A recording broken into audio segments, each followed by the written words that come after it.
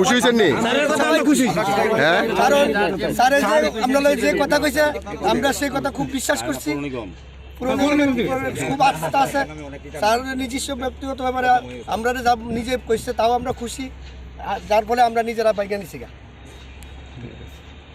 আমরা কথা হচ্ছে আমরা যাতে একটু সুন্দরভাবে পাই, যত তাড়াতাড়ি পাই তার আপনার দরকার।